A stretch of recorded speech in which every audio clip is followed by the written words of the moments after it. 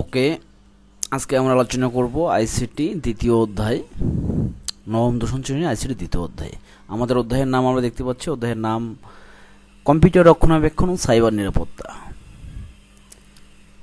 আমাদের এই অধ্যায়ে কম্পিউটার রক্ষণাবেক্ষণে সফটওয়্যারের গুরুত্ব আমরা ব্যাখ্যা করব, সফটওয়্যার আনইনস্টল এবং সফটওয়্যার আপডেটের পার্থক্য করতে পারবো, সাইবার ঝুঁকি ও তথ্যের নিরাপত্তা সম্পর্কে ব্যাখ্যা করতে পারবো, মানুষের জীবনে সাইবার অপরাধের প্রভাব ও সাইবার আক্রমণের শিকার হলে করণীয় সম্পর্কে ব্যাখ্যা করতে পারবো, অতিমাত্রায় ইন্টারনেট ব্যবহারের ফলাফল বিশ্লেষণ করতে পারবো, অতিমাত্রায় গেমস খেলার নেতিবাচক দিকগুলো ব্যাখ্যা করতে পারবো, সফটওয়্যার পাইরেসির বিষয়টি বর্ণনা করতে পারবো,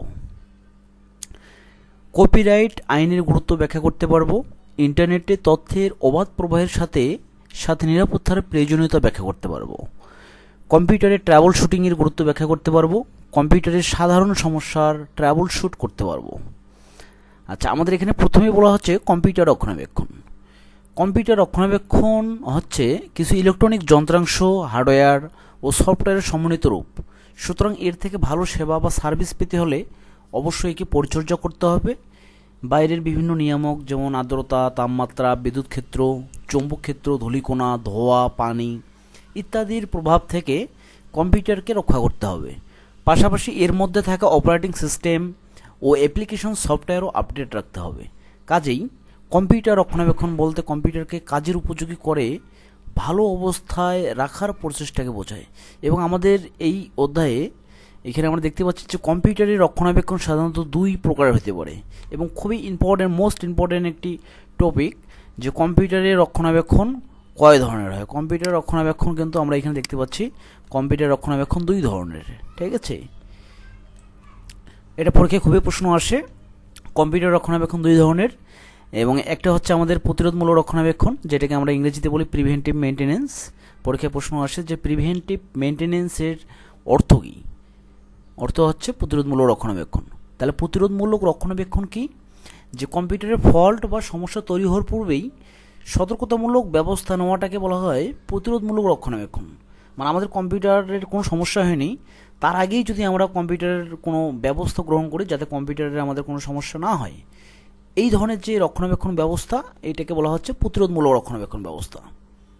আমি একটা সহজ যদি উদাহরণ দিয়ে বুঝিয়ে দিই।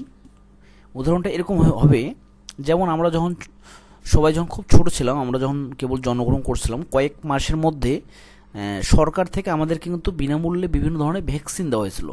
সেটা হতে পারে হাম, পোলিও, ইনফ্লুয়েঞ্জা, এই ধরনের টিকাগুলো কিন্তু আমরা পেয়েছি।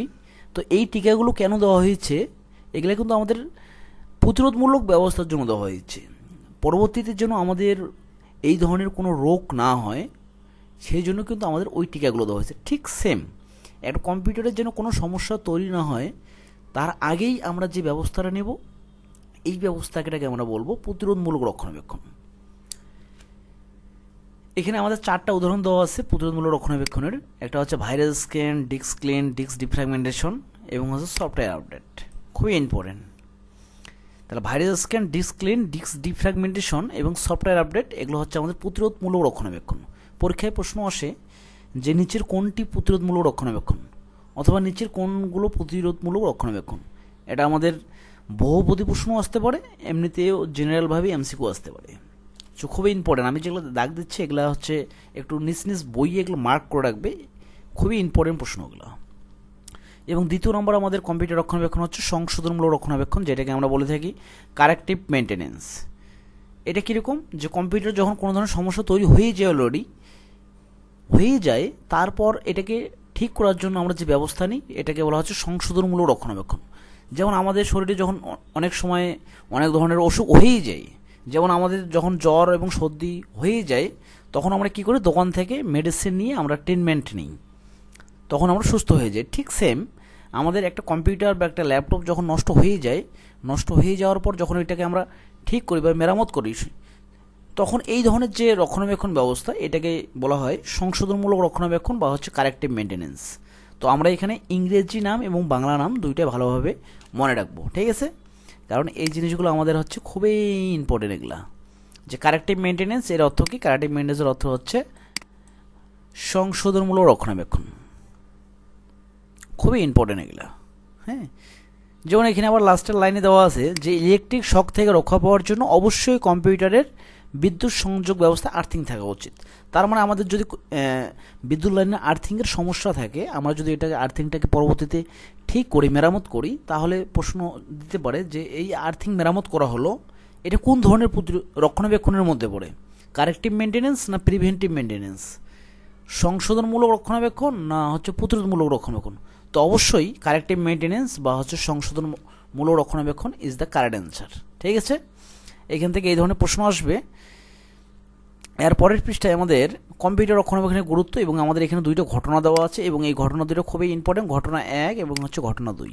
আমি সংক্ষিপ্তভাবে বলি ঘটনা 1-এর কথা।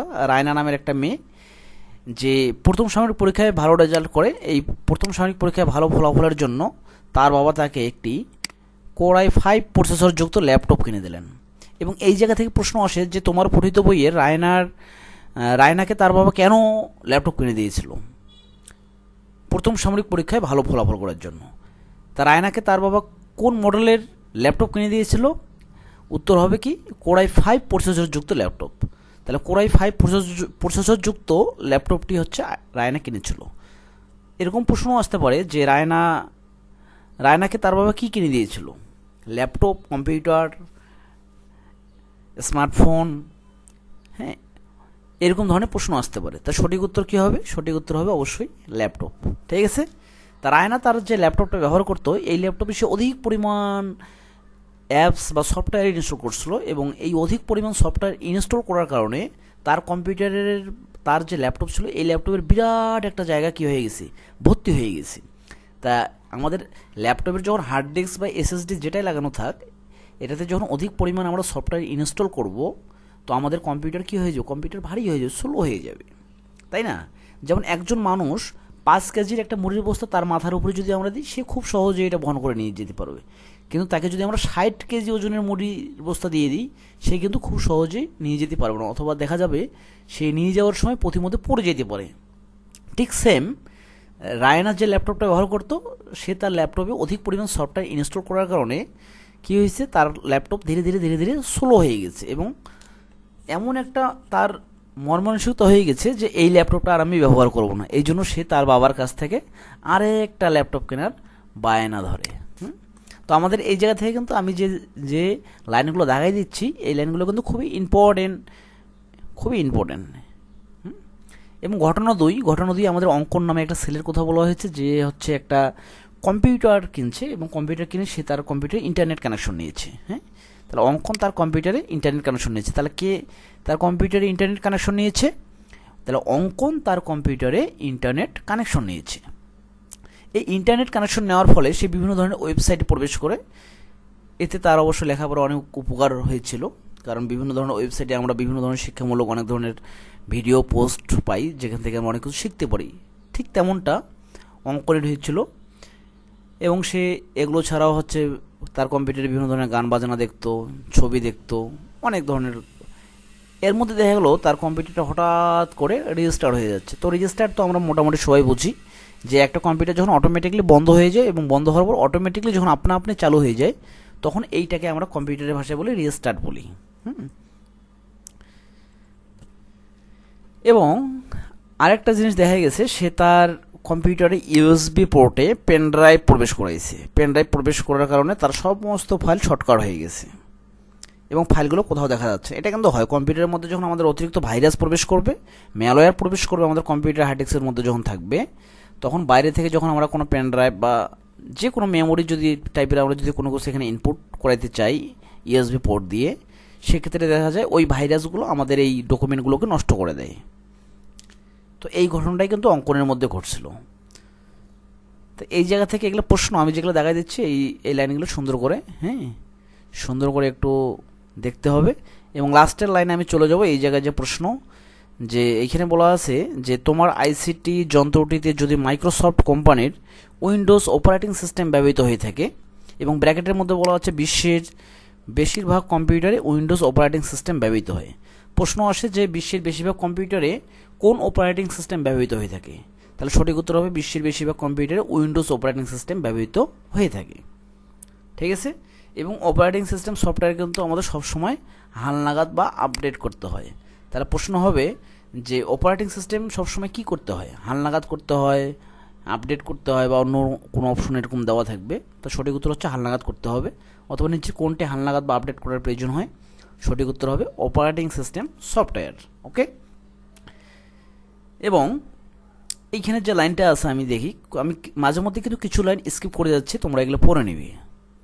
এখানে বলছে যে মাঝে মাঝে রেজিস্ট্রি ক্লিন আপ সফটওয়্যার ব্যবহার করতে হবে কম্পিউটারকে সচল এবং গতিশীল রাখার জন্য। তাহলে কম্পিউটারকে সচল ও গতিশীল রাখার জন্য কোন সফটওয়্যার ব্যবহার করতে হবে? তাহলে সঠিক উত্তর কী হবে?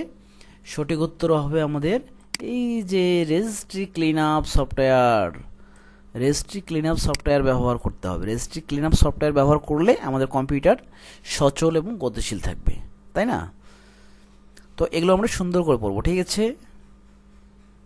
তারপরে আমাদের প্রশ্ন আসে যে আমরা যখন প্রত্যেকবার কম্পিউটার ব্যবহার করি, ব্যবহার করার সময় বেশ কিছু টেম্পোরারি ফাইল তৈরি হয়। এই ফাইলগুলো অনেক দিন যাবত যদি আমরা মুছে না দিই, তাহলে এগুলো কী করে হার্ড ডিস্কের মধ্যে বিরাট একটা জায়গা দখল করে রাখে, এবং কম্পিউটারের যে আমাদের গতি রয়েছে এই গতিটাকে ছোলো করে দেয়, ধীরে ধীরে ছোলো করে দেয়। এই কারণে আমাদেরকে কিন্তু এই যে টেম্পোরারি ফাইলগুলো তৈরি হয়, এই ফাইলগুলো মূলত হচ্ছে আমাদের ডিলিট করার প্রয়োজন হয়। আমাদেরকে এগুলো কি করতে হবে? আমরা এগুলা ডিলিট করে দিব, ঠিক আছে? তাহলে এইখানে প্রশ্ন যেটা হবে, এই যে আমি প্রথম লাইনটা যেটা আন্ডারলাইন করছি, যে প্রত্যেকবার কম্পিউটার ব্যবহার করার সময় কি ধরনের ফাইল তৈরি হয়। তাহলে প্রত্যেকবার কম্পিউটার ব্যবহার করার সময় আমাদের কি হয়, কম্পিউটারে বেশ কিছু ধরনের টেম্পোরারি ফাইল তৈরি হয়। আমি এগুলো দাগাই দিচ্ছি, তোমরা এগুলো নোট করে নেবে, অথবা তোমাদের যে বই রয়েছে বই এগুলো দাগাই নেবে। এবং সবচেয়ে গুরুত্ব দিতে হবে আমাদের যে বোর্ড বইটা রয়েছে এই বইটাতে। এই বোর্ড বইয়ের বাইরে যেহেতু কোনো প্রশ্নই হবে না, হ্যাঁ, আগে আমরা বোর্ড বই পড়বো, তারপর গাইড, নোট, আদার্স যা যা আছে পরে পড়বো ওগুলো। তাহলে প্রথমে আমাদেরকে বোর্ড বইয়ের গুরুত্ব বেশি দিতে হবে, বোর্ড বইয়ের বাইরে আমরা কোথাও যাব না। এবং এইখানে বলছে যে ইন্টারনেট ব্যবহার করলে আমাদের ইন্টারনেট ব্রাউজারের ক্যাশ মেমোরিতে অনেক কুকিজ এবং টেম্পোরারি ফাইল জমা হয়। এই যে কুকিজ এবং টেম্পোরারি ফাইল জমা হয়, প্রশ্ন হবে যে কুকিজ আসলে কোথায় জমা হয়? তাহলে উত্তর কী হবে বলো তো? উত্তর হবে ইন্টারনেট ব্রাউজারের ক্যাশ মেমোরিতে কুকিজগুলো আমাদের কী হয়, জমা হয়। ইন্টারনেট ব্রাউজারের ক্যাশ মেমোরিতে কুকিজ এবং টেম্পোরারি ফাইল জমা হয়। তো এই জন্য এগুলো আমাদের কী করতে হয়, পরিষ্কার করার প্রয়োজন হয়, ডিলিট করার প্রয়োজন হয়, ঠিক আছে? তো এই পর্যন্ত আমরা পরবর্তী ক্লাসে সফটওয়্যার ইনস্টল এবং আনইনস্টল সম্বন্ধে জানবো, এবং ইনস্টল আনইনস্টল কীভাবে করে এগুলো আমি দেখাবো। এই পর্যন্ত আজকের ক্লাস।